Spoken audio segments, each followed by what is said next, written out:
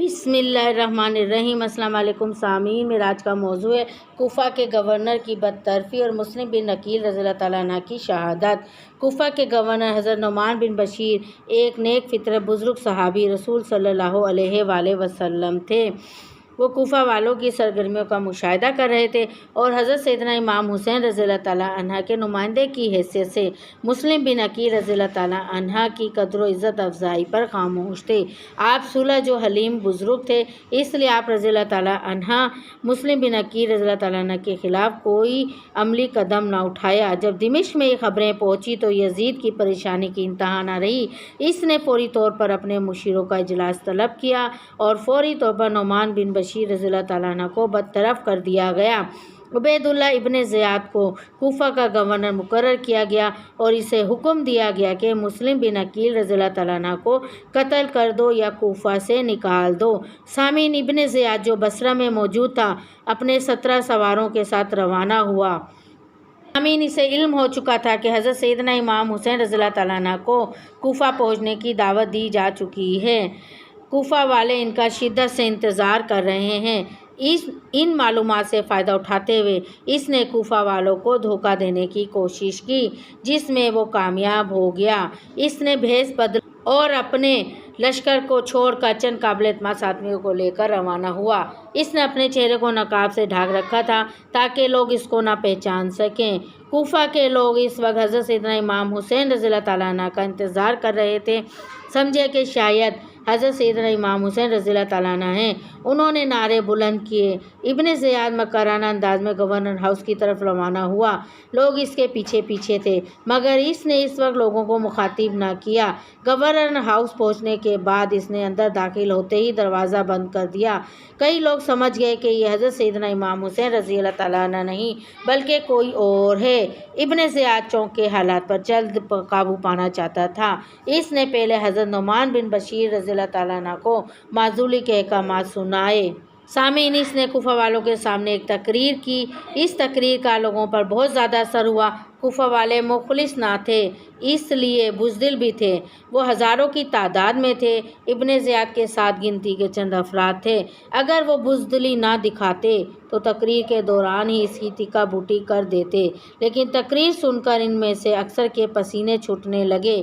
ابن زیاد اس تقریر کے بعد گورنر ہاؤس چلا گیا۔ ابن زیاد کے گورنر بننے اور کوفیوں کے دغا دینے کی خبر سننے کے بعد حضرت مسلم بن عقیل رضی اللہ تعالیٰ عنہ کوفہ کے ایک سردار ہانی بن عروہ کے گھر منتقل ہو گئے، جو کہ حضرت سیدنا امام حسین رضی اللہ تعالیٰ عنہ کے جان نثاروں میں سے تھے۔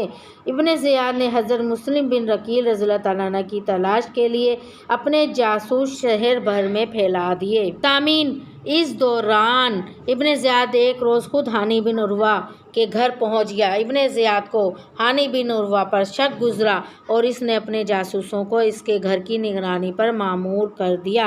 ابن زیاد کے ایک جاسوس نے ہانی بن عروہ کے گھر کے ایک بزرگ کو اپنی باتوں میں پھنسا لیا۔ وہ بزرگ اس جاسوس کی باتوں میں آ گئے اور اسے لے کر حضرت مسلم بن عقیل رضی اللہ تعالیٰ عنہ کے پاس چلے گئے۔ امین، پھر اس نے ابن زیاد کو مخبری کی کہ حضرت مسلم بن عقیل رضی اللہ تعالیٰ عنہ ہانی بن عروہ کے گھر ہیں۔ ابن زیاد نے ہانی بن عروہ کو طلب کیا اور ان سے حضرت مسلم بن عقیل رضی اللہ تعالیٰ عنہ کی حوالگی کا مطالبہ کیا۔ ہانی بن عروہ نے کہا کہ وہ میرے مہمان ہیں، میں تمہارے حوالے ہرگز نہ کروں گا۔ ابن زیاد غصے میں آ گیا اور اس نے انہیں قید میں ڈلوا دیا۔ پھر ابن زیاد نے کوفہ کے دیگر قبائل کے سرداروں کو اپنے ہاں مدعو کیا۔ حضرت مسلم بن عقیل رضی اللہ تعالیٰ عنہ کو جب خبر پہنچی تو وہ ان 18,000 جوانوں کو لے کر جو بیعت کر چکے تھے گورنر ہاؤس پہنچے۔ ابن زیاد نے ایک چال اور چلی اور اس نے ان تمام سرداروں کو کہا کہ وہ اپنے قبائلوں کو حکم دیں کہ وہ حضرت مسلم بن عقیل رضی اللہ تعالیٰ عنہ کا ساتھ چھوڑ دیں، ورنہ ان کا سر قلم کر دوں گا۔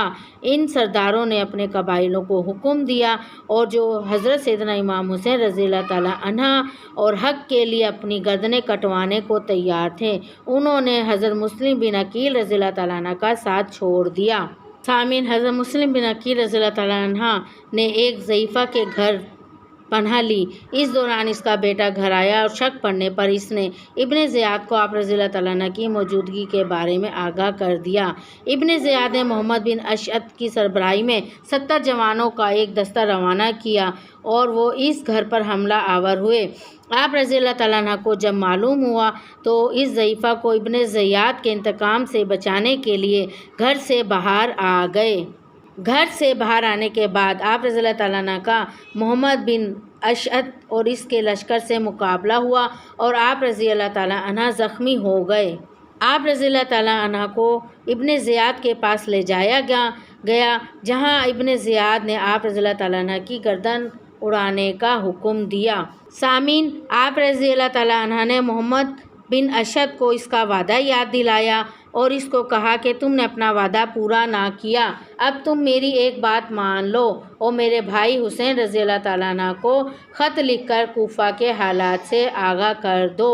حضرت مسلم بن عقیل رضی اللہ تعالیٰ عنہ کو شہید کرنے کے بعد ابن زیاد نے ہانی بن عروہ کو بھی گورنر ہاؤس کے اندر شہید کروا دیا۔ سامعین، مجھے یقین ہے کہ آپ کو میرا یہ آج کا موضوع پسند آئے گا۔ انشاءاللہ تعالیٰ آپ سے پھر دوبارہ ملاقات ہوگی۔ میرے چینل کو سبسکرائب کرنا مت بھولیے گا۔ اللہ حافظ۔